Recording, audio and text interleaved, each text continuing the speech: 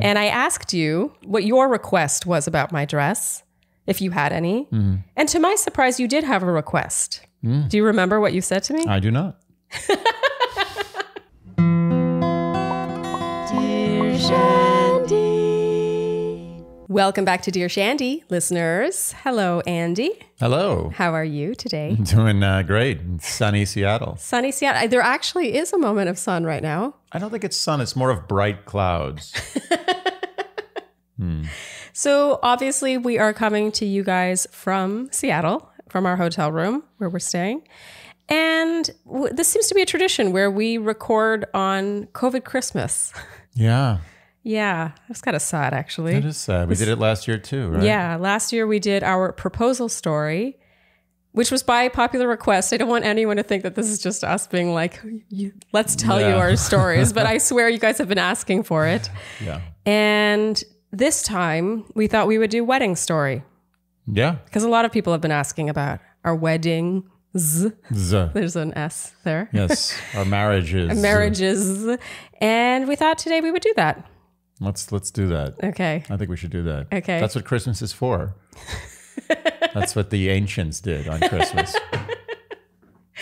So, and Andy, I've had to convince you to do this one. You weren't really keen. The problem is I don't have a strong recollection of all the details. It was like a real whirlwind, a very like stressful and over in a minute kind of thing. Yeah. And wonderful though, really fun. Thanks. I mean, I'm nice not rescue there. Yeah, no, yeah. I didn't want to put a damper on it. It was very fun time, but it went by in like a second, and my memories are very blurred. Yeah. So I didn't feel like I would have a lot of chronological detail to offer, which I think you probably have a better. Yeah. In general, I do think catalog. our wedding, at least, maybe not our first marriage, but our wedding, I think, is more so my territory. Yeah. Because I definitely did most of the heavy lifting in that department. I mean, You did a lot of yes and no, and that's it. yeah, there was no lifting. No lifting whatsoever. Yeah. But let's get started and we'll just see what happens. And if this sucks, then we can just scrap it. Yeah, that's true. All right. You can always do that. Yeah, that's a nice thing about recording just the two of us. Okay, so let's start at where we left off actually with our proposal story, which was you having proposed and us getting married before we went public with our relationship, actually. Yeah. Oh my God, that's right. After you proposed is when I went public that we were dating. Yes. And then after we legally got married is when I went public with the engagement. So you're always one step behind. It's a good, safe strategy. You never know. Maybe it doesn't work out. We also had a kid a couple of years ago. Well, one of these days you'll Instagram about that. Gotta keep them. It says something secret. about how up to date my Instagramming is. Yeah. But I remember, I posted our first engagement photo after we legally got married because we chose to do City Hall. Yeah. In January of 2015. This was 10 months after we first met. You proposed after 5.5 months, and then we officially tied the knot at City Hall around 4 months after that. And my parents flew down for that. They did. Yeah. That was cute. And your mom came. She ventured out of her 5 to 10 block radius of her apartment. She did. Yeah. Yeah. It's a big trip. That was potentially our wedding day. So Yes. I think no one wanted to miss it. Yes. We weren't sure if we were going to have a wedding at that point. Yeah. As a matter of fact, I kind of thought that we probably wouldn't. Oh, see, I thought we probably would. And that's why I wore shorts. Oh, I wasn't tipped off by that clue. I was just like, sweet, $50, all done. Oh, if only. Yeah. I was still torn about that, but we decided, because we were starting to think about planning a wedding, and our immigration lawyer wisely said, I'm not sure if you want to put all the time, money, and effort towards planning a wedding when I'm Canadian, and there are some paperwork things that need to be considered, and you don't want to put all of that into a wedding only to find out that something isn't approved or isn't approved in time, or just there's some logistical issue. So he recommended that we do what he recommends a lot of people do when one person is not a citizen, and that is do City Hall first and then take your time planning a wedding. Yeah. That And was so smart. we technically had a green card wedding, Andy. We did. Yes. Technically, you could have, after you got your green card, been like, sucker. Actually, But we that even never joked happened. that when the 2-year hit, there was like a 2-year trial period where you have to pretty much prove that you're in a legitimate relationship. And then you get an official permanent green card. Yeah, yeah. And when I got that in the mail, I jokingly was like, okay, bye. Yeah, pack your bags. Got what I wanted. I mean, that was you were waiting for that joke for a long time. Let me have my joke. I mean, you had it. We all knew it was coming. Yes. So when it did land, I gave you a little chuckle. But Yeah. it was still funny. Thank you. Still Thanks. funny after all those years. So we did City Hall. I think in the back of your mind was maybe this is it. And back of my mind was maybe this is it. I'm not sure yet. I wasn't the kind of person who had really thought about her wedding day, honestly. No. All I knew was that my wedding dress, if I were to wear one, would be backless. Backless, yep. Yes, everyone knows that by now. And other than that, I wasn't sure. It's funny in retrospect. I mean, well, I don't want to spoil anything, but I just really was torn on whether or not society or our culture as a whole was telling me that I needed a really big, white, expensive wedding because it felt like a pretty needless expense, large expense, and also just the time and effort. There's, I mean that was a full-time job for a while. Yeah. And so we did City Hall and I was like, I think I'm good. Yeah, that was it. We were married and still in love. Yep. And that's the end of the podcast. Thanks again for listening, guys. And tune in. Oh, is that it? Or are you still going? Yeah, we waited a long time before we had the wedding. And finally I was like, it was sort of niggling at me because I'm a fear of regret person. Is niggle a word? What? Niggle is a word? A niggle. There's something niggling at you. That's a word, huh? I had a niggle. No? You're 100% sure that's a word? Niggle. I will be looking this up after the podcast. Okay, well, I had a niggle. Okay. That I might regret not having done it, which is my big thing that I live by is sort of fear of regret. I don't want to regret any major decisions. And that's why I'm an opera singer. That's why we started this podcast. Yeah, a lot of the things you've gotten stuck doing are because of your fear of remorse. It's so true. And the wedding was no different. It was haunting me. And I felt like I might just look back and wish that we had an album, the big white dress. If we ever did have kids, it would just be a sort of nice memory. And to be fair, you got me even, and I was a stalwart anti-wedding person. Were you really? I didn't know that. Oh yeah, I was always like, from the day I was a young man, like way before I even started really dating. Yeah. I always worried, like I don't want to have a wedding. It scared me. It seemed like a big undertaking. I didn't like the thought of being like the center of attention. Yeah, I think we both struggled with the concept of being sort of putting on a show that we were starring in. Yeah. Which is really not our personalities. And I know that sounds a little ridiculous coming from us doing this podcast at this moment. It's true. But this podcast was never really meant to be about us anyway, honestly. Yes. It was really about relationships and our advice, maybe. The wedding felt a lot more like celebrating us, and it felt kind of self-indulgent. And so we struggled a bit with that. But overall, my fear of regret won out. Yeah. That was the main reason we had a wedding. No, absolutely.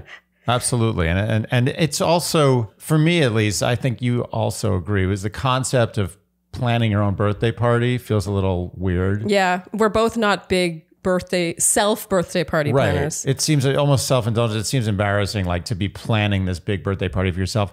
The same way I always felt that it would be feel self-indulgent and kind of embarrassing to be putting that much work into really a party for yourself. Yeah. But what's funny is when other people do it for themselves, I never think that. Right. You always think it's like some mysterious forces put it all together. Like it's not the couple. It's the wedding. The stars aligned and this wedding happened. No, you're making a good point. And whenever I've been invited to someone's own birthday party or wedding or whatever, something where they've put a lot of time and energy and resources into celebrating themselves or their relationship, I've never once thought, oh, that's self-indulgent. No, I guess not. I wonder if people agree with us on this or if we're just such overthinkers. I think some people don't care at all. Some people are like, I'm planning a party for myself and that's great. I don't care. I want to be more like them. I would love to be more like them. Yeah. I feel like we would throw great parties. I think like that. I 100% agree. And I think going through life as somebody who enjoys and feels no regrets about planning their own parties is a good way to live. So my fear of regret went out, and we decided that we would have our wedding in September of 2016. Or do you want to go through the venue picking? The venue picking was... a nightmare. Was it a nightmare? It was a nightmare until it wasn't. Basically, in short, I'll try to keep this brief because I don't think anyone really cares, but we wanted to get married in Manhattan proper, because it was home for both of us, or is home for both of us. We wanted a venue that felt New York in some way. It had character and felt New York-y. Excuse me. You know what sucks about champagne glasses? What? When you have a big nose, your nose bumps the other side of the glass. Oh. Like otherwise, like I have to oh my God, I've never noticed this before. Like I basically had to put my nose in. Yeah, you're fogging up just trying to take a sip. Yeah, the nose has no place. This glass has no function. I'm so sorry. I won't give you one of those anymore. This is how I do it. If I don't touch my nose, this is how far back I have to go. Oh my God. If I touch my nose, and if I want to drink it like a normal person, I just stick my nose in. So I have a question. Is it so unpleasant to stick your nose in or have it touch your nose? It's more of what I think other people are saying. Like I'm very aware of how big my nose is when I'm drinking out of a champagne glass. Oh, wow. Yeah. Otherwise, I don't think about it ever. Okay. It's only when this happens. Suddenly I'm like, oh, I have a big nose. I love your nose. Thank you. It wasn't about that. It was just about, issues I have with champagne. Was that it was like a slow play fishing for a compliment. Yeah. That's it. I gave it to you. Ow. Yes. Okay, so we wanted a venue that felt New York-y, so it had character in some way, and that was about it. That was our only requirement. Yeah, character.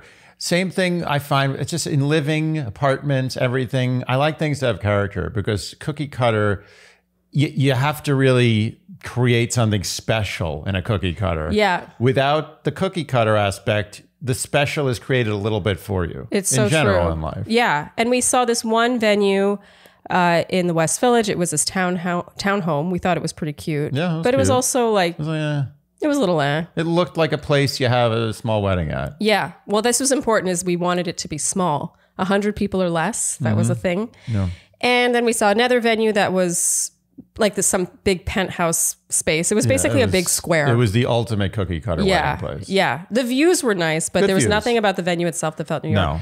And then we went to another wedding. Place. Yeah. Well, we went to a wedding. Oh, we went to a wedding. That's right. Of friends of yours. Yes. Their wedding was not our taste. Right. Is there a polite way of putting that? Their wedding was not something that we would like to emulate for our wedding.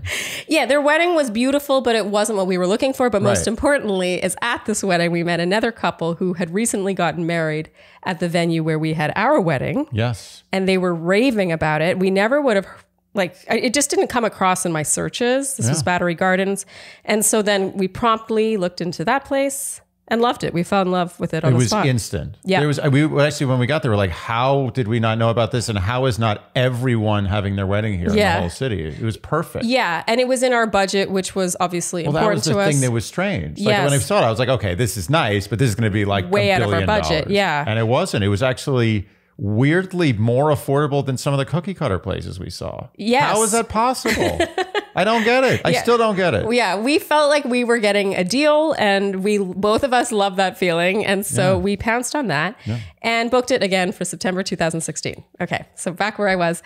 And then I got an opera gig for a role I was dying to do. It was my first ever Candide. Oh, yeah. I guess this is such an opera singer thing to do, but we postponed our own weddings for this one contract. I think it was the right thing to do. I mean, it actually was the gift that kept on giving, because me having done that, it ended up being Bernstein's 100th anniversary or something the following few years. There were a lot of candidates coming up in the next few years, and I got cast a lot because I was experienced from that gig. It was the right move. Yeah. So there you go. Things tend to work out. And so we postponed our wedding for a full year later, September 2017. Yeah. And then about a year in advance, we realized that we realized that we did not have it in us to plan a wedding. I mean, you're looking at me like I ever knew that not to be the truth. Yeah, I thought that I would maybe take to it, or maybe with this project like upon me, like with a deadline. And I just thought that, first of all, I'm going to get it out of the way. I'm not a party planner. I never plan my own parties. I never throw myself parties. No. And a wedding is essentially the biggest party ever. It's a very complicated and expensive party. And I realized that I had no idea what I was doing, and I wasn't really good at researching. And so that's when we got a wedding planner. And then this is where we're going to start intertwining the sort of influencer aspect of our wedding. I'm including this because I think people might find it interesting. I don't know. Do you think they will? I think some people will find it interesting. Basically, we knew that, through the bachelor world, that we could maybe get some discounts. Some discounts on things in exchange for press. And so I started working with a wedding PR company. They had done Desiree Siegfried's wedding. And pretty much they did a lot of outreach with brands and we would get a lot of arrangements made. For example, florals, we got a big discount in exchange for dedicated posts. And most importantly, an Us Weekly online article. And we actually would end up getting a print one as well. Yeah, that was fun. But yeah, so that added a whole other element of planning as well. Yes. But so we didn't get any discounts on the venue itself. Nope. But we did on most other vendors. Yeah. Which in retrospect, I'm like, cool, sweet. That was satisfying. We basically got our wedding on sale. That actually, when I think about it, I actually think a lot of the things that we got on sale, like the percentage that we saved, were things that I'm not sure I would have sprung for anyway. Right. Well, it's like going to like an expensive clothing store where they have a huge sale. Yeah. Where instead of buying, 2 things at the less expensive place at regular price, you now buy like 15 really expensive things on sale, and you end up spending 3 times as much. It's, yeah, I actually think that's about exactly right. Even though our wedding looked more expensive than it was actually way more than we ever would have sprung for ourselves without those discounts anyway. Yeah. So I don't know, it kind of came out even, I think. Yeah. I think it was worth it. Yeah. In retrospect, it's so funny. You put in so much time and effort into something, but then when you have such a nice time, it's worth it. If I learned one lesson about this wedding is you want to have great wedding memories. I think if you're going to spend money on a party ever in your life, you put it all in your wedding. Wow. That's a strong statement coming from you, because you're usually the pragmatic one. I 100%. I really, this changed my view. I feel like the wedding should be a memory that's really excellent. Wow. Yeah, and to make it excellent, unfortunately, most times you have to spend some money, I think. Unless it's just, there are specials. Look, there's all sorts of intangibles that can make a wedding amazing without spending anything. Yeah. But I think to be safe, if you have a budget and you're willing to spend it. That's a caveat, if you have a budget. If you have a budget and you're willing to spend money, you should spend on the high end of your budget. It's my takeaway. Wow. Okay. That's actually not what I would have expected you to say. I feel like my takeaway is slightly different, which is to say, I think that the wedding industry kind of takes advantage of this is happening once in a lifetime, get it right mentality, this sort of narrative that you have one shot at this, you're going to make all your memories, it's all about the photos, it's all about this is the day. You don't want to skimp on that day. And I think there's a sort of fine line. Like I get what you're saying and I agree, but I also think that, we got our venue, or this venue included everything. It included chairs, tables, linens, silverware, dishes, glasses, sofas, everything you could imagine. And did I really need to also rent different chairs different silverware, different plates, different glasses, different sofas. Yes, this happened. This happened. Would I have done that had it not been the wedding industry being like, this has to be right? And this is where I actually think the influencer thing kind of took over a bit, is I had this sort of anxiety over the fact that these photos were part of why we were getting discounts, and therefore I wanted them to look good. Do you know what I mean? I feel like this sort of side of me that was... it was a vicious cycle. It was. Of trying to make everything perfect. Yeah. Maybe, this was a little extreme, but I will say that maybe aside from the sofa, I don't think I got any comments on the sofa. That was pretty extreme to switch the sofa. When you told me that, I was like, okay, whatever. Well, just do what you need to do. But I did get comments about everything else. Yeah, that's true. People were, not that you need to get comments. That's not what makes a good wedding. But I'm saying people noticed. I think it's a psychological loop where, like, if you see the way things are and they look really special, you may give the occasion a more special energy than you would ordinarily. No, I agree with that. I do think that it gave it a sort of a certain something. But the photos looked fantastic, and they would not have if we had just used, the basic plates that this venue had that were meant to withstand, like they were built for durability. We'll put it that way, not for style. Right. But I'm getting ahead of myself. So we started working with this planner. Thank God for Sojourner, because I'm more of a like yes, no, like I like this, I don't like that person than I'm going to spend hours on Pinterest figuring out what it is I want exactly. And she was really good at sort of funneling things down into a multiple choice question for me over and over again. And then from there, I would ask you if I wasn't sure myself. But I was pretty much the one calling the shots. It was asking me was just humoring. No matter what I said, you just picked whatever you were going to pick. Yeah. You were just trying to involve me, which I appreciate. Yeah. So I'm trying to pick and choose which topics to talk about, because I don't think people need us to talk about how we chose black candles. I don't think people care. They must know. They must know. But we'll talk about my dress, because I think that might be of interest. I think so. All I knew is that I needed mine to be backless, and I wanted it to not feel like a basic gown, but in ivory. This was important to me because I wear gowns all the time for singing, and I wanted it to feel bridal in some way or another. And I asked you what your request was about my dress, if you had any. And to my surprise, you did have a request. Do you remember what you said to me? I do not. So you have no idea what I'm about to say? I'm really excited. I have zero idea. You don't really? None. I asked you if there's any requests you had for my dress, and you said, I want to be able to like touch you and hold you on our wedding day. Oh, right. And I don't want like a beaded or really heavily embellished. I hate that feeling. Don't you ever go in for like a cinch? Oh, you don't know because you're a girl. But like as a man, sometimes you're with a woman and you want to go in for like a sort of a sensual hug. Not necessarily a sex hug. Just like a hug with someone you love but have things you do together that are different than other people you love. And you get all the like thick beads and like sharp edges and rough stuff and just texture differences. There's nothing good about that. Yeah. It's such an unsatisfying hug. Oh. Yeah. Well. It's not a good touch. It's not fun. Well, I heeded your request, mainly too because I didn't care about embellishments. It wasn't really my style. Yeah. And so the one thing I sought out for was a plain. You know what it's like? What? It's like hugging a tree. I mean, hugging a tree, you know what you're getting. I mean, you're not expecting a soft, sensual woman's body when you hug a tree.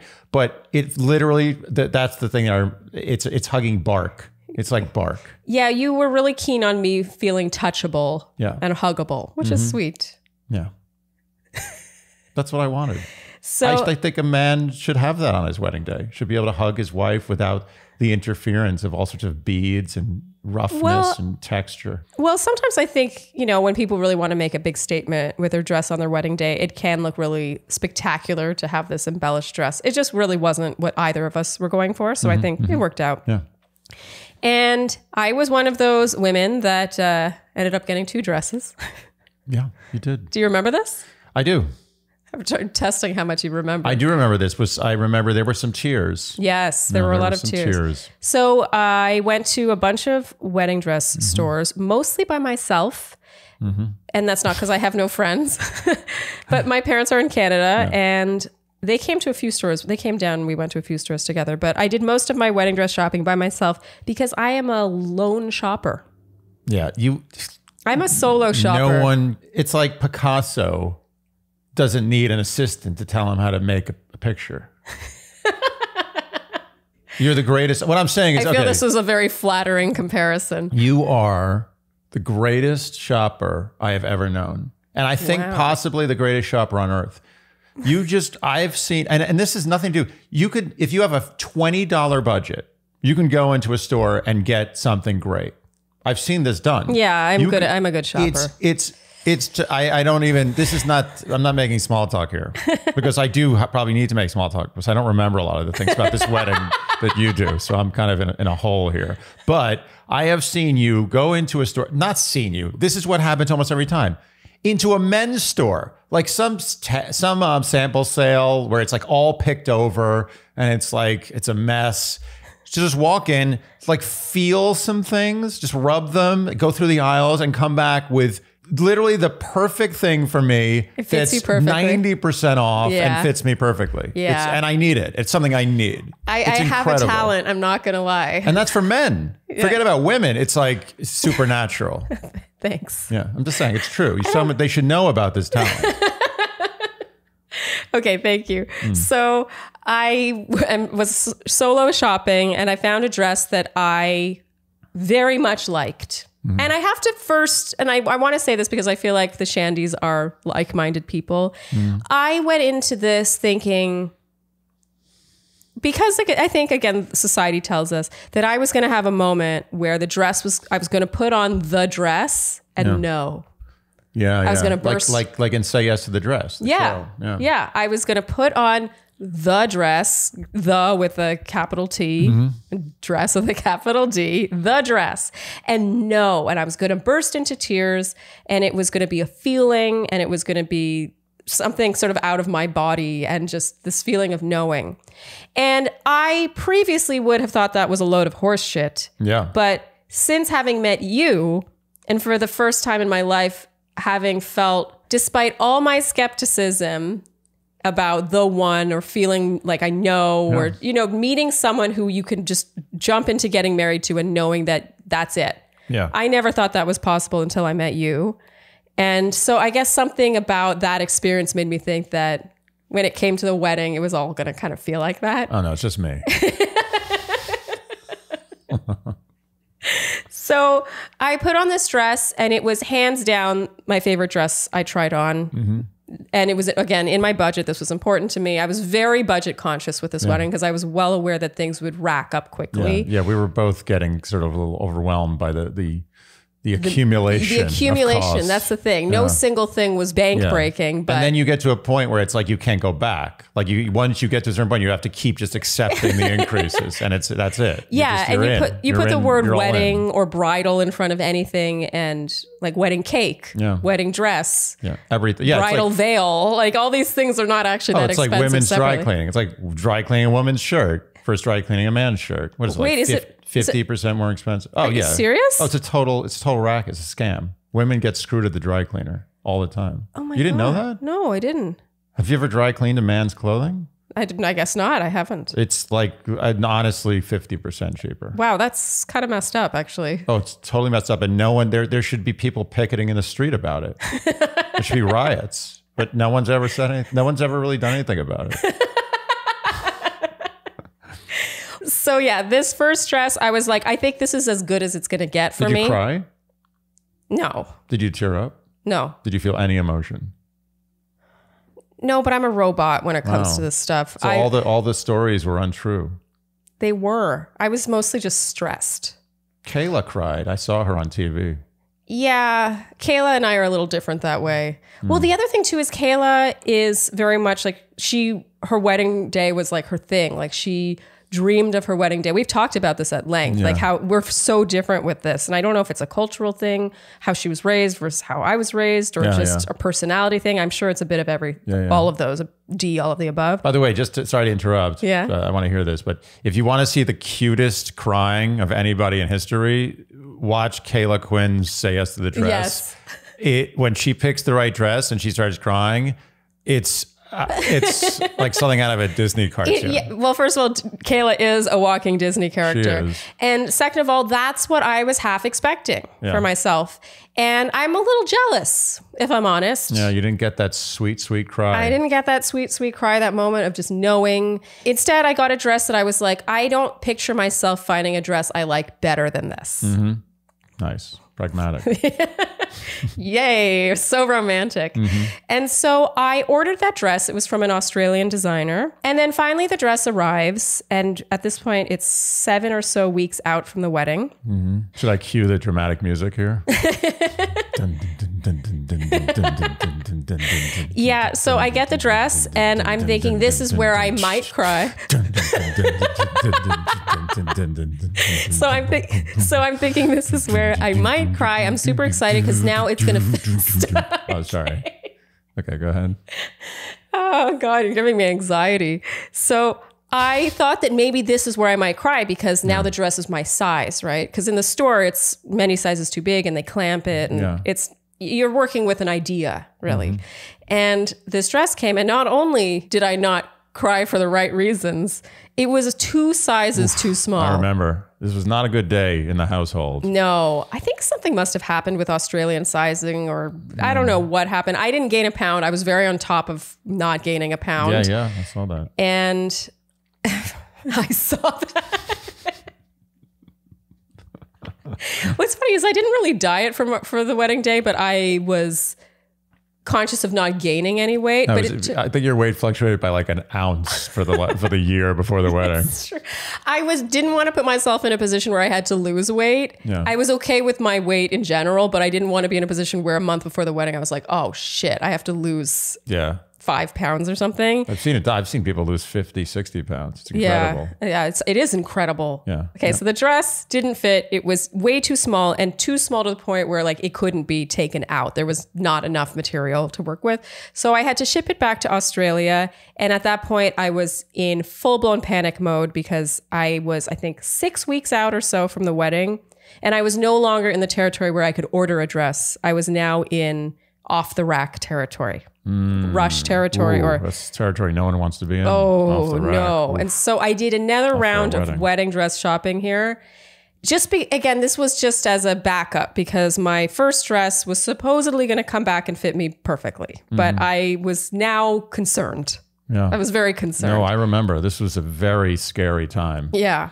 I was a nervous wreck at this time.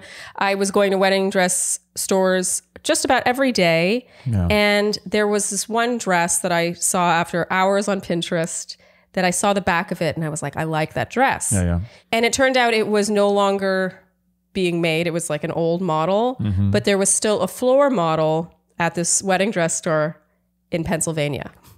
And so I took a Greyhound bus on my own on a day trip to Pennsylvania. You were just working every day, 9 to 5, and I was like off doing this I had shit. No idea what was going on. I just assumed that by our wedding day, you'd have a dress. I'd show up and I'd be wearing something white. I didn't want to know how that sausage was made. I was just had my head down. I think you were stressed for me. Yeah, it was a pretty rough time. So I went to this wedding dress store in Philadelphia and I was like, okay, I like this dress. Again, it was not a crying moment. I was like, but I was thinking this is the closest, even closer than dress number 1. This is the closest I'm going to get. So you came a little closer to crying this time. Yeah. There were just so many things that needed to be changed about the dress. Yeah. They were willing to sell me the floor model, but it was too many sizes too big and kind of in rough shape, honestly. I'd be willing to get it, I think, if it were the right size. So I ended up finding another one of this same dress model on preownedweddingdresses.com. Wow. Yeah, that's right. Not sponsored. No. I paid for all of this out of pocket. No. And it was still a size too big, but you can work with it. Yeah. So I met this girl in her work office in Midtown, tried on her dress in her corporate bathroom, and then stood in her office and PayPal'd her across from her desk and walked out with a dress. Oh, that's pretty much the standard story of how everyone gets their wedding dress. It was very unglamorous, and I took it straight to the tailor. So that was that. The dress was out of the way. And so during all this time, of course, we had a tasting. And by the way, that tasting, the highlight. I remember that as vividly, if not more vividly, than our actual wedding. Oh yeah, me too. I seriously, to this day, like I can remember every course. That was the best meal I've ever had in my life. That was very important to us, is that the venue had good food, and we were a little nervous. We had heard good things, but it was at this tasting where we were like, oh, sweet.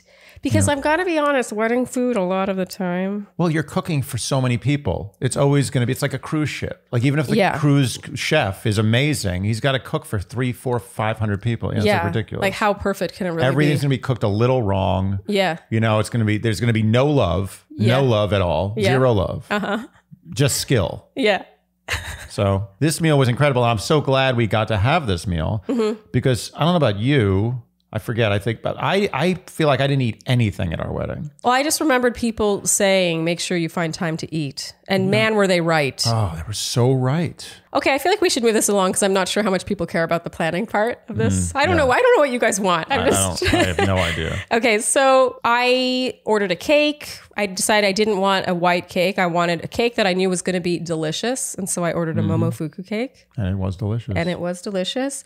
The one real like custom thing that we got for the wedding was a custom felted cake topper. Oh my gosh. Which was very cute. And actually, it was for those of you who don't know where the animals at the beginning of the Dear Shandy logo basically comes from, it actually originates from Andy calling me his yellow canary and me calling him my silver fox. And we found this amazing talented artist on Etsy, and she hand felted us these animals for a cake topper. And we still have it in the apartment. It was just the most delightful little thing. This was a little gift to ourselves because she was great. I don't know how much else about the wedding was really bespoke like that. Yeah.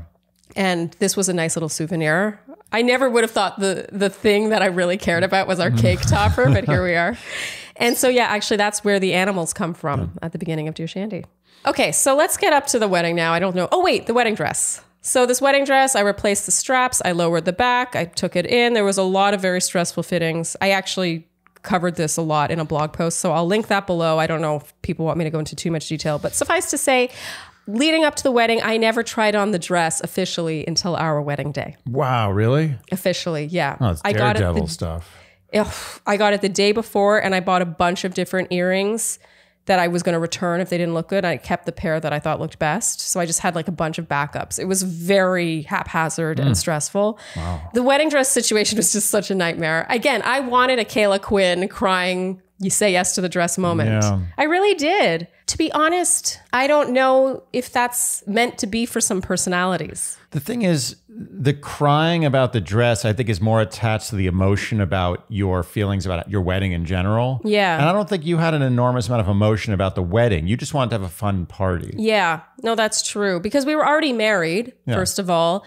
And the driving force behind us having a wedding was my fear of regret. It's sort of hard to get too, I don't know, moved by the whole thing. No, I agree. Like if it was a dress that you were going to wear in a coffin, I could see you crying about it.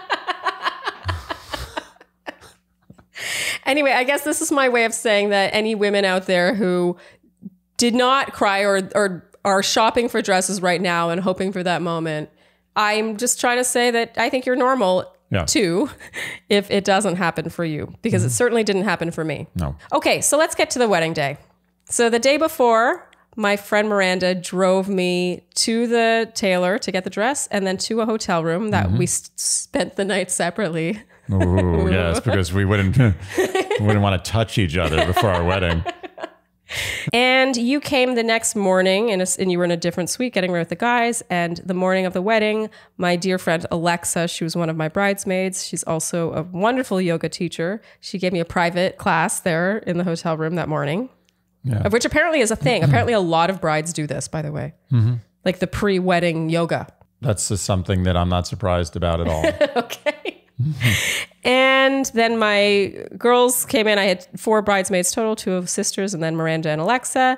and hair makeup. It's pretty par for the course. Did you shower the morning of the wedding? So I had a system. I washed my hair and showered the night before and did self-tanner. Mm-hmm. And then the next morning, the morning of the wedding, I showered my body only to take off the self-tanner smell. But so I was nicely tanned. I didn't want to do a spray because I was worried it would be too much. I didn't want to be too tan. Interesting. Good to know. Did you get more answer than you bargained for with that? A little more, yeah. A little more. I was looking for a yes or no, but I actually, this is a secret I've been keeping to myself for quite some time. I did not shower the morning of my wedding. I woke up. I had like a busy morning that morning.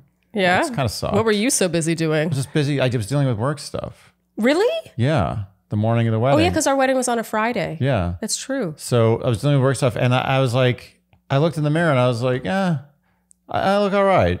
I don't think I need to shower. Wow, so that's I just hardcore. put on some deodorant, got out of the house. That was it. I didn't shower. Okay, I'm okay with. I didn't notice. I told myself I was going to make a game time decision. Okay. Wake up in the morning, look in the mirror. If I look acceptable, no shower. If I look a little messy, shower. In general, I think we both took our wedding a little less seriously than a lot of people do. Yeah. Like just even that. Well, I kept thinking when I woke up, I was like, a lot of guys are like going to like the bar. They get a professional shave. They get a professional cut. They get like some facial stuff. Like that was real low budget wedding physical prep for me. Yeah. I literally didn't do anything. I didn't wash my face when I woke up. I literally, nothing was done to my hair, face, or body before I got into my tuxedo. Okay. I mean, you looked handsome. I like you, little rumpled. I think I look sometimes better when I don't shower. Yeah. I think a shower takes away my sheen, takes away my oily sheen. Your natural oils. My natural musk and oils. So we did the big reveal. So you were waiting in that sort of courtyard thing. Yeah. And of course there was a videographer, photographers, all the things. That was cute. So Andy, what were your thoughts when you saw me for the first time? In all seriousness, this was a slow play fishing for compliment. This whole thing led to this moment. 4-year compliment. No, you looked. You literally took my breath away. Did you? Okay, but for real, did you have any moment where you were like, "Wow, she looks different"? You just looked so glamorous, so like made up. Oh, so it wasn't really that I looked more beautiful. It was more that you looked You looked like optimized, like steroids. You looked like Sharleen on steroids. Was any sense of you like, oh, she's wearing a white dress, this is so momentous? You can be honest.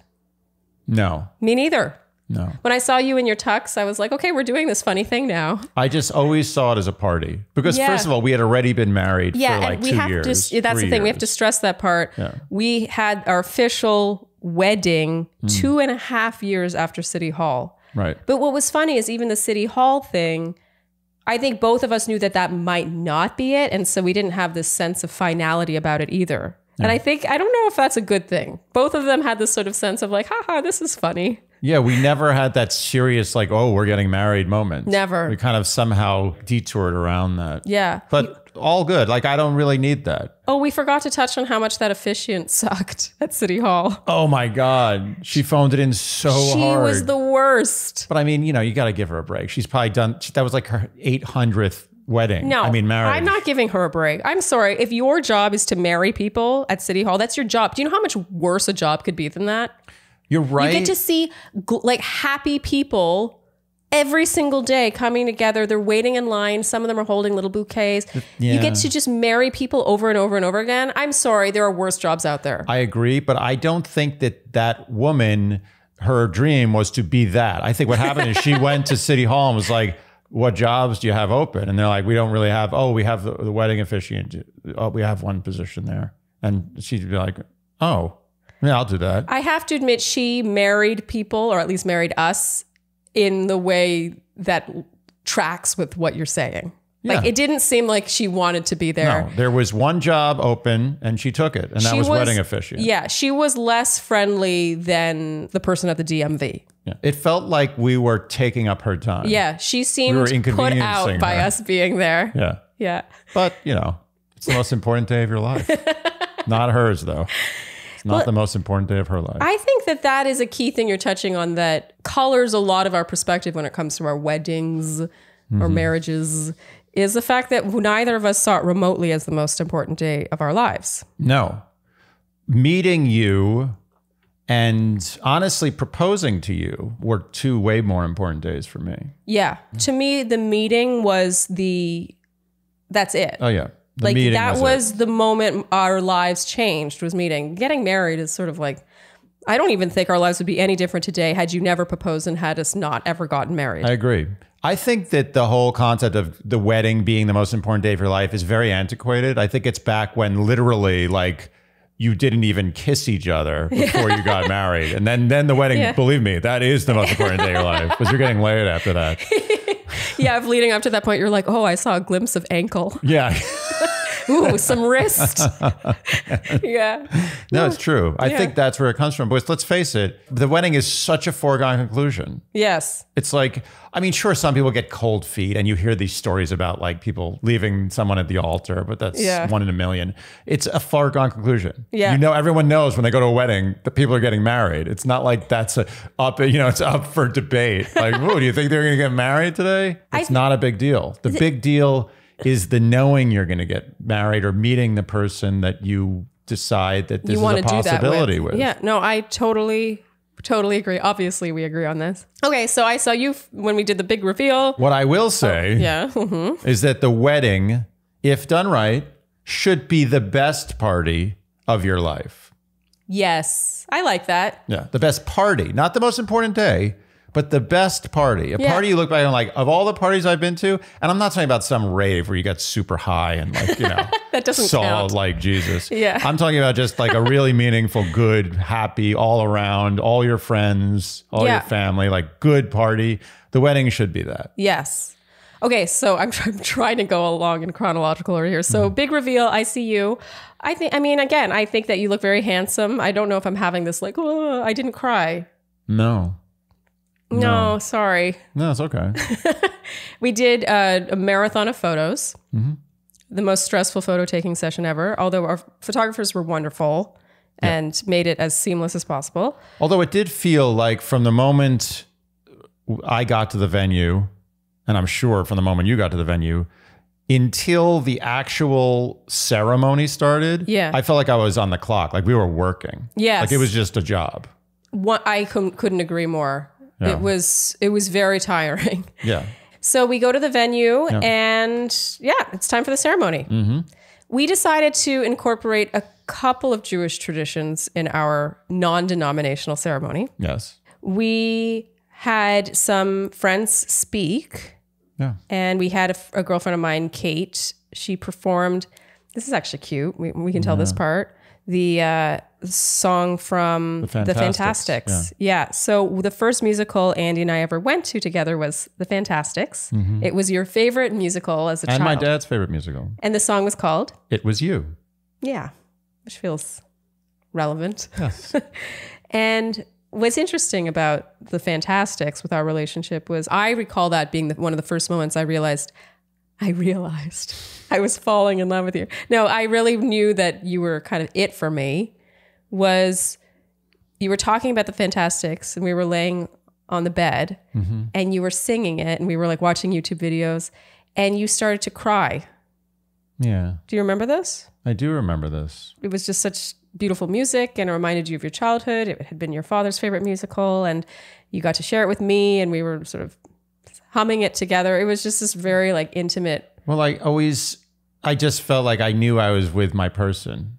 And that song always meant a lot to me. And I always sort of wistfully thought that one day I would see that musical with my person. It's very specific. But I realized then that you were my person and I was singing the song and it happened. And it was very touching. Oh. Okay, so It Was You. Our friend Kate arranged it with string quartet. And that was performed at the ceremony. And two of our friends who have each been in very successful long-term relationships. My friend Miranda, one of the bridesmaids, they don't have kids, but meanwhile your friend Graham, they do have kids. They each spoke about love Yes. than what it takes, that kind of thing. And so the ceremony, by the way, was short. I wanted a short 30 minutes or less ceremony because I feel, I don't know, this is, again, it comes down to sort of feeling like the center of attention. I didn't think anyone wanted to sit through a ceremony that was more than 30 minutes. No. That's just my hang up. I agree. So the ceremony just whizzed by. Yeah. No one likes a long ceremony. So in retrospect, would you change that, or are you happy? No, the ceremony was perfect. Yeah, I length. agree with that. I'm happy the ceremony was no longer. It was perfect. Adrian did a great job. Yeah, Officiant, Adrian, our friend Adrian. Yeah, a mutual friend. We wanted it to be someone who we felt was both of our friend. Yes. And not just one of our friend. And also who wouldn't screw it up. And who would do it justice, I guess. Yeah. Who didn't take it too seriously, but not seriously enough. Yeah, she was perfect. Yes. We wrote our own vows. We're talk about that. Oh, that's nice. Honest. Of course we wrote our own vows. Can you imagine if we hadn't? Us. It's like the reason why we're having the damn wedding was because we wanted to write our own vows to each other. That's true. You're right. I personally, when I'm at a wedding and I hear, like they're like, oh, and now they will read their own vows. I'm like, oh God. Oh, really? No, just because it's gonna take a while and it's gonna be like, not very well done. I don't mean to toot our own horn, but we wrote a mean vow. We wrote a mean vow. Yeah, it was a good vow. Yeah. And then we had, like, after that, it was cocktail hour or whatever, lots of food. This part went by in a whir. I mean, you're basically a celebrity. I regret not getting any hors d'oeuvres. I didn't have a single hors d'oeuvre. Yeah, we didn't eat at our wedding. Nothing. So we go upstairs and then it's dinner and speeches and all that stuff. I don't think people need to hear too much about that. Yeah. I feel like it's more personal. I feel like it's more like you had to be there, I guess. Yeah, this is the part you had to be there. Yeah. I felt there was a very good vibe at the wedding. Like I felt surrounded by a good group of people, family and friends. It felt very celebratory and meaningful. Yeah, I think that's, to me, the most memorable thing about the wedding was that moment where you look out at everyone there and you're like, oh, I met that friend when I was studying German in Berlin, and that friend in high school and we were singing competitions together, and then that friend when waiting tables my first year of college. Well, it almost feels like what I would imagine like right before you die and go wherever you're going to go, heaven, hell, or nowhere. Yeah. You vision like right before you die, like the tunnel of light, and you're like all your friends and family. Yeah. I feel it's like that kind of moment where it's like all the stages of your life represented by the people you've known in just one place, all celebrating your something. The stages of your life are as represented in one moment in real life, palpably as it can be in this world, because I feel like otherwise it's just things or photos. The next thing is a funeral. Oh my God. Which goes to my original analogy. No, it's a good point. And I think that cannot be overstated, because to me, that feeling actually was worth having a whole wedding for. It was. Because I didn't feel any different after the wedding than before the wedding. No. And I got to say, I didn't feel that way with City Hall either. Didn't feel anything different. Zero. No. We got married. It was like just one day, another day. Yeah. It was just this funny thing. And we got to call each other husband and wife after that, which was fun. We were amused by that. Even to this day, we sometimes say that and it's still funny. Yeah. But I would say in terms of a wedding, all those many months of planning, of tears, of stress, of money, that moment where you take a moment to breathe and you're looking out and you see, like you said, the stages of your life encapsulated in this room and merging together, because it's mine and yours combined, is priceless. Absolutely. And I didn't realize that. Maybe I did realize it, but the pressure of the moment was so terrifying to me that I didn't want to deal with it. Yeah. But in hindsight, it is truly the most magnificent party you'll ever have. Yeah. Assuming you're with someone you really should be with. I would imagine if you're marrying someone who you're like, or there's a little problem, it may not be that great a memory. Yeah. Even though it should be. And also, people have more fun at a wedding where the couple clearly is good. I think so. I've been at weddings where it's like, and there's really? a vibe. There's a vibe. There's a vibe. Ooh, kind of like when you're on a double date with a couple that's sort of, they're not on, they're not things going to aren't make going it. well. Yeah. Yeah. And there's this it makes tension. you uncomfortable. Tension. We had great music. We had great We music. spent a lot of time thinking about the music. The two main things we were really hell-bent on was good music and good food. Because again, we wanted it to be a great party. Yeah. Okay, so party favors, I did little ballet flats. They were called rescue flats, so ladies could change into Yeah, you really flats thought about all the little details. instead of heels. Yeah. We gave away black and white cookies from William Greenberg. The esteemed William Greenberg. The esteemed, yeah, the classic New York. Oh, and the Jewish traditions we did, you broke the glass at the end of the ceremony, and at the reception, we did the Hora. Oh, nice. Which was fun. Yeah. The most denominational thing. Yeah, the Hora, the most fun thing. We did. Yeah. It's like, what are the fun Jewish things? Oh, breaking glass and Hora. Okay, we got those. Oh my God. Okay, so now, in retrospect, because I think some people might be interested in this, things we're happy we did and things that we regret. And this can be like emotional or logistical things, or they can just be like, I'm happy we got a photo booth. Anything. What I regret actually is not having at least one somewhat prepared non-vow speech. Oh, interesting. I mean, I was okay. I made some joke, whatever. You were very funny. It was funny. But You're the funniest on the spot anyway. It's true. My prepared speech would have been lame. Probably. Yeah.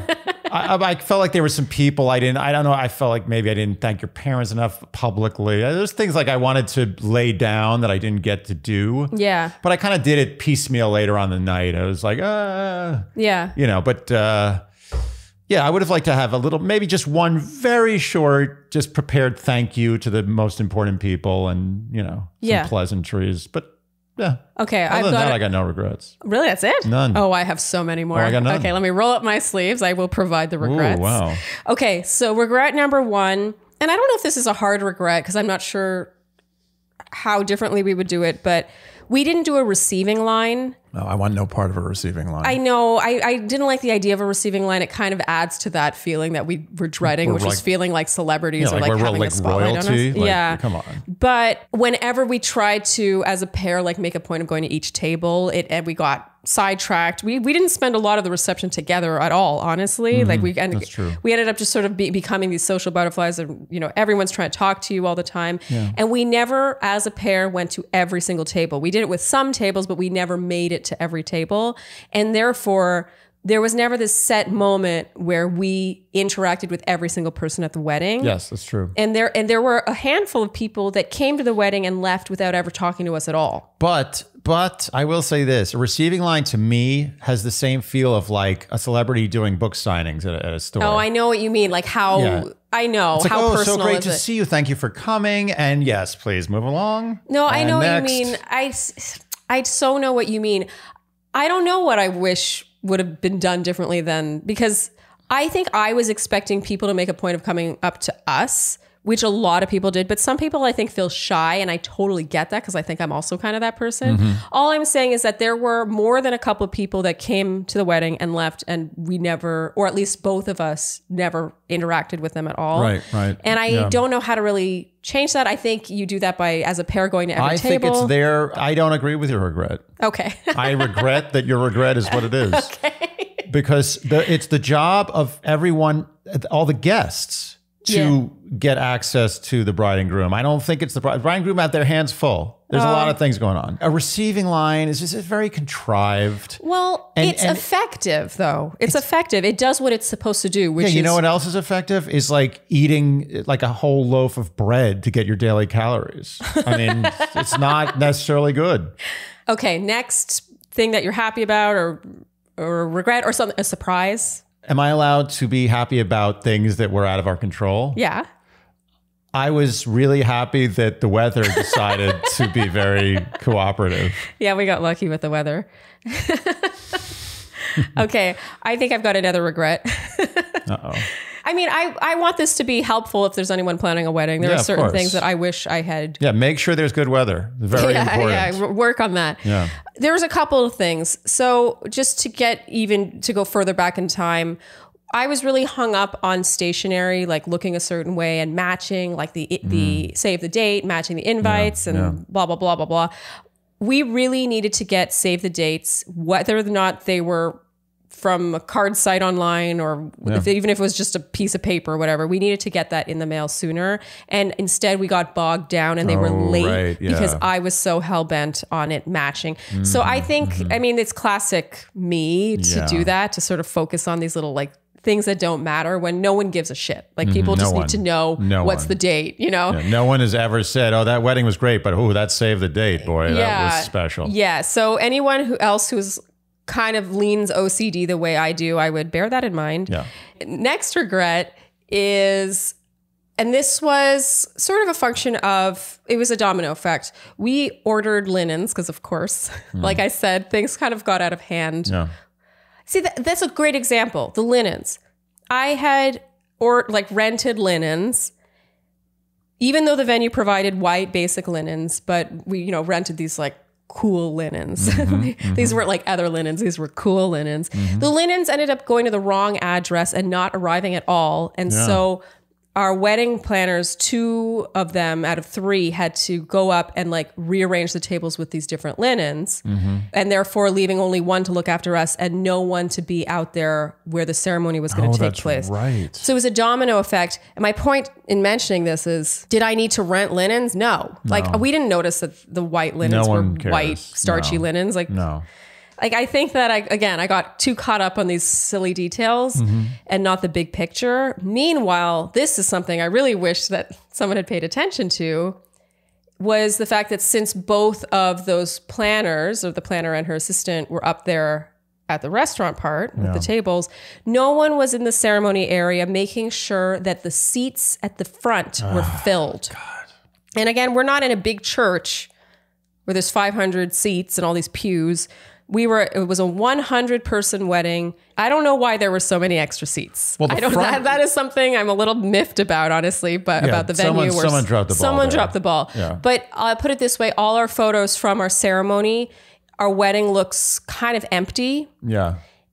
And I was extremely upset when I saw the photos. I was pretty upset about that too. Because I felt like that was very preventable. Yeah. And again, we're not in a church. It just made it look like we just had like a dozen people at our wedding. The problem was the right side of the wedding seating was heavy, was packed. Yeah. And the left side, where most of the camera angles were going was like half filled. Yeah. So and it was totally what it needed was someone to be like, everyone move up. Move up. Just move up. Because I understand this too, as a guest, you don't want to be at the front. Up front. Yeah. You're like, I'm not important enough to be on your phone, while they're doing the vows, like checking the sports scores, looking at the weather. Yeah, I'm just, to this day, I just feel such a pain in my heart about that, just because all the ceremony photos, we've had to crop them strategically. Like, I have such a remorse over something so preventable. Yeah. And I know that sounds dumb because, of course, the wedding was beautiful and perfect in so many ways, but a huge reason why we had this wedding was for the photos. I mean, isn't that why people have weddings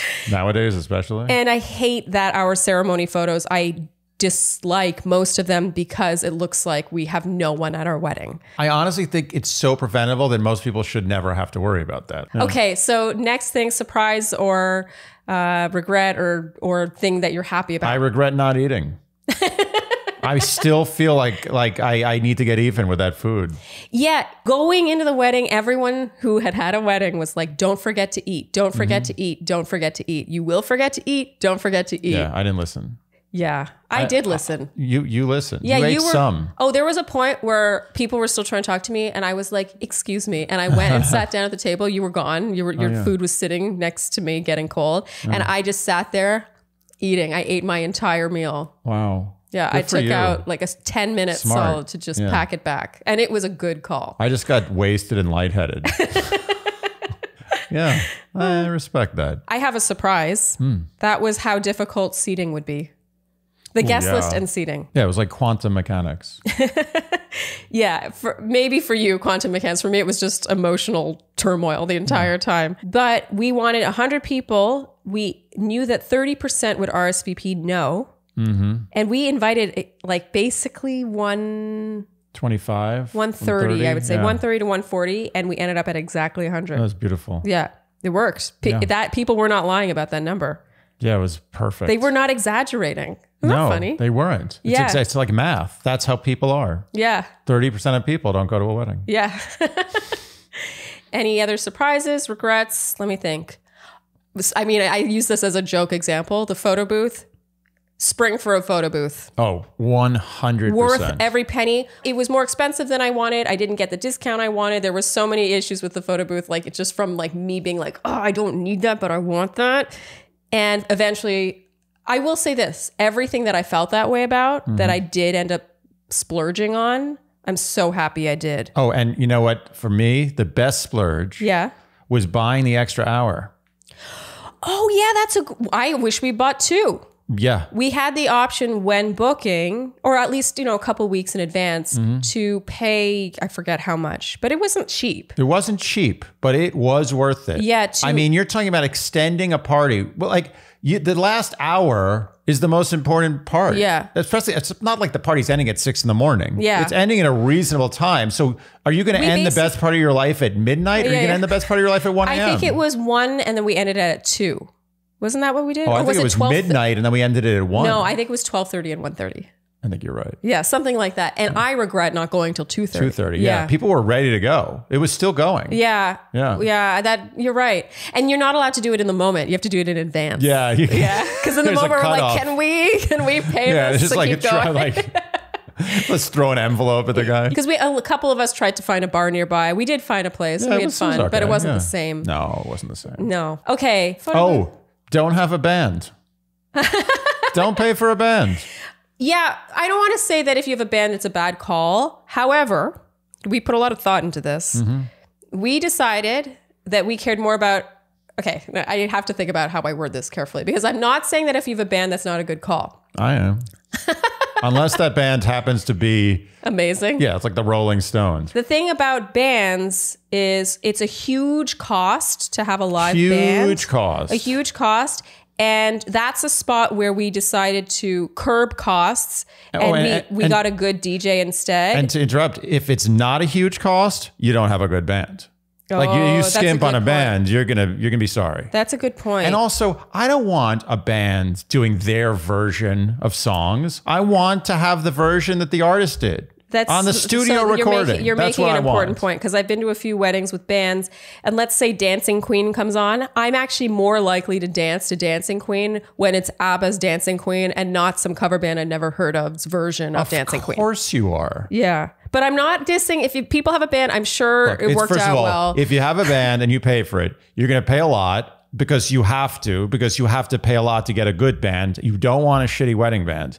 And if you have that good wedding band, you better make sure your acoustics are on point. Because if they're not, even that good band is going to sound like shit. So we're happy we had a DJ. We also really directed the music a lot. We had a list. We were those people. That was a good one. I'm glad you remembered that. Thank you.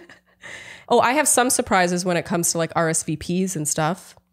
One of our guests showed up with a +1 without RSVPing for them or even being invited one. Strong move. That was, we actually didn't find out till after the fact. We did see this woman on his arm and we were like, who's that?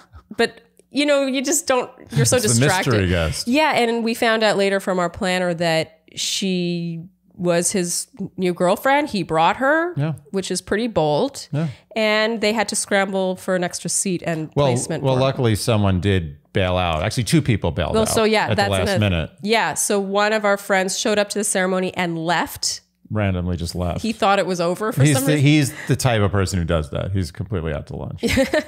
And then there was another friend that came only to the dinner and not to the ceremony. You know what? Having a wedding makes you behave differently as a wedding guest in the future. Yeah. I will never again procrastinate when RSVPing for a wedding. No. Nor will I procrastinate with telling them if something comes up and I need to change plans. Well, it's literally like you're the head of NASA and you're trying to launch this new spaceship that's going to stop an asteroid from destroying the Earth.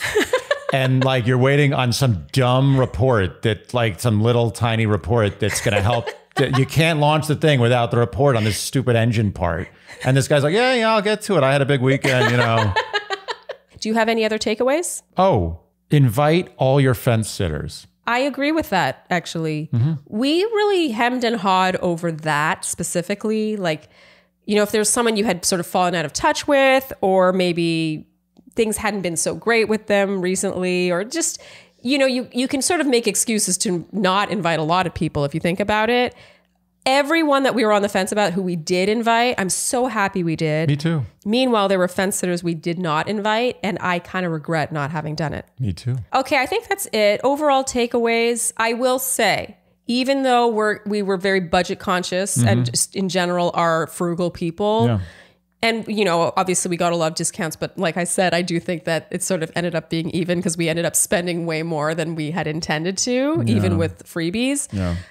I will say that for the most part, the things that we spent extra money on, we did not regret having done that for, because we never spent out of our means for things. And in the long run, we have since forgotten about the money, but we really loved our wedding. I'll never forget about the wedding. And I say that with no insincerity. Yeah. Like, I will never forget. It was a great time. I feel like it was a real, like, it was mission accomplished. Yeah. Like, we had a good wedding, and I think about it all the time. Yeah. I feel like us feeling this way about our wedding is sort of surprising. Like, I picture us more so being like, oh, we spent all that money on that wedding. It was only one day and it was fun and all, but I would rather have that money back. But actually, even though we're both conscious of that and don't like to spend money stupidly, we really loved our wedding day and have no regrets about having had it and having spent what we did on it. And I'm not a wedding guy. Yeah. I never was. I really was. I spent a good portion of my life dreading my wedding. Okay. Got it. Overall, I think our takeaway with the wedding is surprisingly positive. As a matter of fact, I will say that maybe the most surprising thing in my whole life was how much I liked our wedding. Okay, I think that's a nice place to wrap. This was sort of an overwhelming topic because, we're talking a year of planning and there's so many logistical things and details. So if we missed anything that you had hoped we would talk about, and this could be specifics about certain vendors or just overall regrets or surprises or whatever, please ask in the comments and we'll do our best to answer them. And I should mention that this episode will land on December 30th. We're keeping with our tradition of doing a personal episode leading into the new year. And so again, we want to thank our Shandies, you guys, for our, I don't want to say amazing journey, but this past year kind of has been an amazing journey with this podcast. It really has. It really has been a very warm embrace from the Shandies. Yes. And we see you and we appreciate it.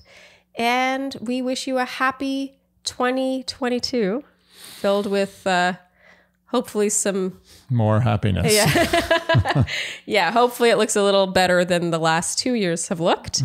If you enjoyed what you heard today, you know what we will ask of you, and that is to like, subscribe, hit the notification bell, follow us on Instagram, tell your friends, leave us Apple and Spotify podcast ratings and reviews, and generally do all the things you would do to support a podcast that you enjoy and consume. And on that note, I think that's a wrap, Andy. Thank you guys so much for tuning in, and we'll see you next time on Dear Shandy. Next year on Dear Shandy. Bye. Dear Shandy.